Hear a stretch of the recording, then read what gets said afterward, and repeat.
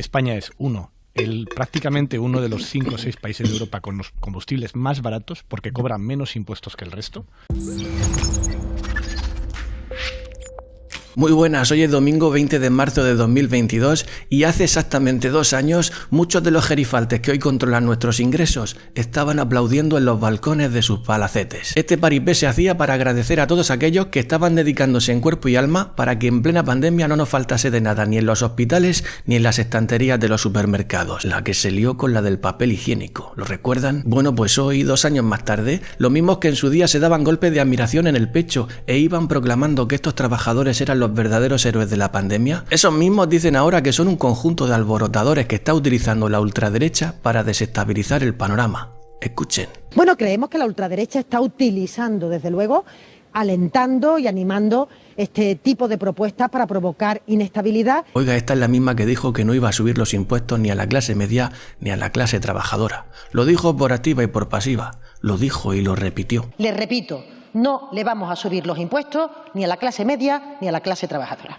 2 años después de estas declaraciones se desvela la noticia de que España recauda por impuestos más de lo que presupuesta por primera vez en una década. Esto se traduce en que España ingresa 223.382 millones por impuestos en 2021, la mayor recaudación de la historia. Un 15% más que el año pasado, señores. Y estos son datos, no son ni relatos ni intervenciones acaloradas en el Parlamento. Son datos. Bueno, pues esta insostenible subida de impuestos se ha aplicado a casi todos los sectores de nuestra existencia. Se ha aplicado a nuestra vida virtual, teniendo un aumento de la tasa Tobin o impuesto a Google como resultado. Se ha aplicado a las bebidas energéticas, a la carne, al pan y a todos los productos alimenticios de primera necesidad, hasta el punto de que la cesta de la compra es ahora un 7,3% más cara que hace 2 años. Y por supuesto, esta insostenible subida de impuestos se ha aplicado a los carburantes, siendo este uno de los motivos principales por los que un gran porcentaje de camioneros ha decidido decir basta.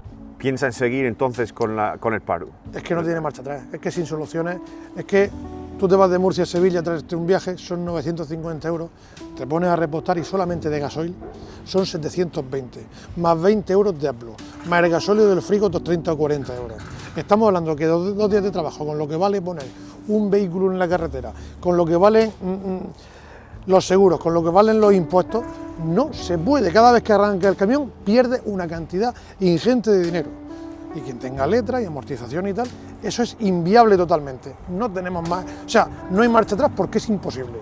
Señores, este vídeo pertenece a un hilo que encontré en Twitter y tiene un total de 7 vídeos. Y todos ellos, o la gran mayoría, los puse ayer en mi canal secundario. Lo digo por si queréis saber más en profundidad cuáles son las opiniones de este hombre, que además explica muy bien cuál es el funcionamiento y la actitud de los piquetes. Si queréis saberlo, pasad por mi canal secundario y echadle un ojo. Pero ahora, en lugar de profundizar en todos estos aspectos, me gustaría aportaros una visión más general del panorama, una perspectiva más centrada en el organigrama de los acontecimientos. Y en este aspecto, y después de citar el inexplicable cambio de valoración de los que antes llamaban héroes a los camioneros, me gustaría mostrarles un documento que muestra un nuevo giro de tuerca, ese pasito extra que han dado los gobiernos para acorralar aún más a estos trabajadores. Escuchen. En relación con el conflicto, con la actuación de un grupo de personas que están boicoteando y que están llevando a cabo acciones violentas, que están perturbando la distribución en España de muchas mercancías y básicamente del sector agroalimentario. Estamos hablando no solo de una acción que es ilegal, sino además de una acción que es inmoral. Las fuerzas y cuerpos de seguridad del Estado van a estar y van a hacer todo lo que esté en su mano para evitar que este grupo bloquee y, evidentemente, perturbe el normal funcionamiento de nuestra sociedad.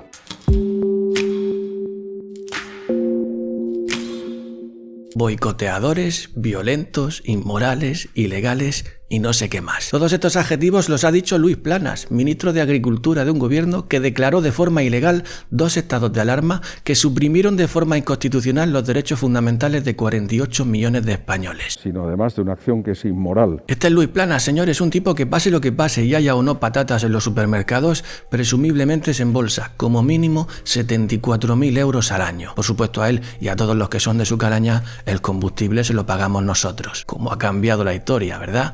Han pasado de aplaudirles a señalarles como apestados, porque mientras estás a su favor eres un héroe, pero si te quejas eres facha. Siguiendo con esta telaraña de insensateces, hay que revelar que hasta no hace mucho, algunos periodistas supuestamente imparciales se habían mantenido callados, como si no supieran de qué lado ponerse. Pero en cuanto estos gobernantes han salido ahí para hacer público el relato oficial, en cuanto se ha hecho público lo que se debe defender desde las altas esferas del mass media, enseguida han salido esos periodistas que hasta no hace mucho estaban calladitos a aportar datos que supuestamente dicen que el combustible en España es de lo más barato que hay en Europa. Escuchen.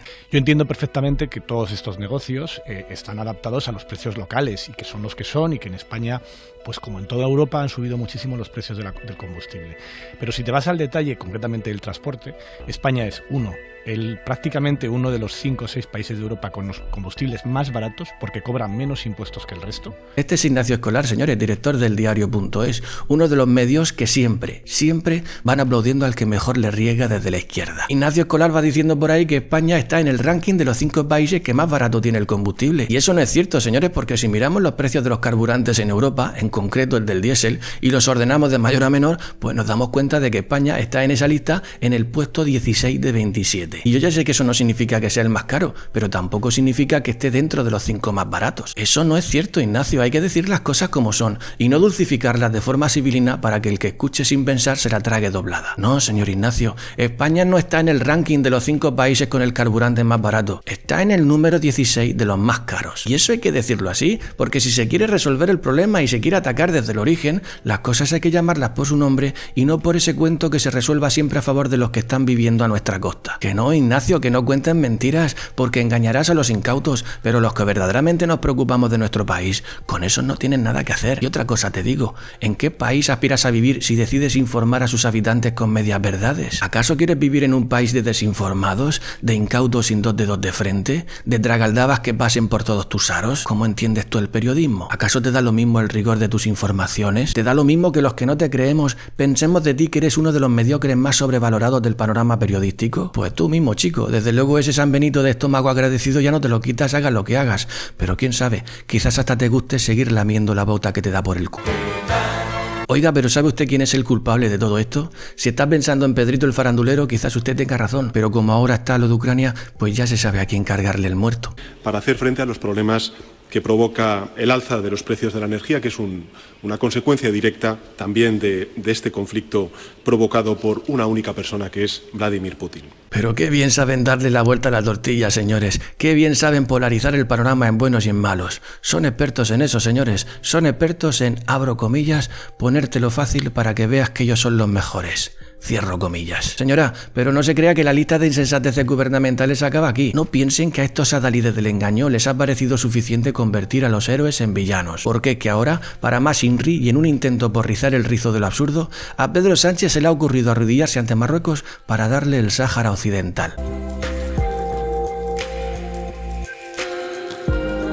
Oiga, que hace poco acogió al líder del Frente Polisario porque estaba pachuchito, y recordemos que es de Argelia. Bueno, pues eso de alguna forma puso en tensión a Marruecos, que con Argelia se lleva regular tirando a mal. Pero claro, gran parte del suministro del gas que nos llega pasa por Argelia, así que bueno, Pedrito dijo, prefiero el gas aunque tenga que sufrir regalos por las vallas de Ceuta. Y ahora resulta que en un giro inesperado de los acontecimientos, Pedro devuelve una colonia que había sido española desde hace 46 años. ¿Cómo te quedas, cariño? Es decir, no teníamos bastante con los relojes y los cochecitos que regalamos, que ahora también le damos la tierra. Y ustedes dirán, pero espera un momento, si Argelia y Marruecos no se llevan bien y ahora España está regalando territorios a Marruecos, ¿no podrá eso alterar la relación de Argelia con España? Y si el gas de España pasa por Argelia, ¿qué pasará con ese suministro? ¿Nos lo pondrán más caro? ¿Lo cortarán en el peor de los casos? Señores, pues yo no creo que lo corten, porque al final los negocios son los negocios, y en el panorama en el que vivimos, mucho antes que las naciones parece estar el dinero. Así que yo no creo que lo corten, pero que pueda ponerse más caro es una acción bastante probable. De manera que se da por tanto la circunstancia de que Pedro el Guapo va por ahí tomando decisiones confusas y conflictivas en mitad de una crisis mundial que pudieran poner aún más en peligro la ya de por sí insostenible situación económica y de suministros que estamos atravesando. Provocado por una única persona, que es Vladimir Putin. Nadie sabe muy bien cómo interpretar este gesto de Pedro con Marruecos, aunque creo que van bastante acertados todos aquellos que dicen que Pedro y toda su caterva de asesores son unos geoestrategas mediocres que al mínimo pulso que le plantean da rienda suelta a su complejo de inferioridad y se deja llevar por esa insensatez que sugiere la política del miedo. Resulta, por tanto, paradójico, a la par que deleznable, que a nuestros camioneros les trate como apestados y los ponga en la diana del escarnio, mientras que a otros que no hacen más que amenazarnos les regale territorios y otras zarandajas. Si tuviera mala leche, tal vez pensaría que Pedro gobierna por el qué dirán, para quedar bien ante la galera europea, para ser bien visto ante los pasquines internacionales. Es una lástima que esos pasquines se queden en los fuegos artificiales de unas medidas que están abonadas en el escarnio y en el despropósito. A los que nos imponen medidas y escarnios, Pedro les hace el regalo de su benevolencia y les pone en el pedestal de los marajás. Y a los que nos intentan hacer la vida más cómoda y saludable, Pedro les trata como apestados y delincuentes. Este gobierno que tanto se envuelve en la bandera democrática, que es muy demócrata. ¿Demócrata de qué? De controlar todo lo que tienes controlado. Que tienes controlado sindicatos, tienes controlado plataformas, organizaciones de transporte y a todo el mundo. Y a los que verdaderamente que sufrimos nosotros los agricultores igual que ellos, porque somos pequeños agricultores y nos pasa igual con las grandes explotaciones, no nos echan ni cuenta. Por lo tanto, la solidaridad total, y el único responsable que hay aquí, si se pudren las cosechas y pasa lo que pasa, es el gobierno, no esta gente que están pidiendo lo que necesitan. Oiga, ¿recuerda cuando todos los medios pedían la dimisión de Aznar cuando tomaba decisiones internacionales sin consultar con la oposición? Pues ahora que Sánchez está haciendo lo mismo, no es solo que hagan mutis por el foro, sino que le aplauden. Y así nos va. Nos vemos en 48 horas. Espero que estéis bien, que nada ni nadie os impida ser felices y sed bienvenidos al Teatro de Will.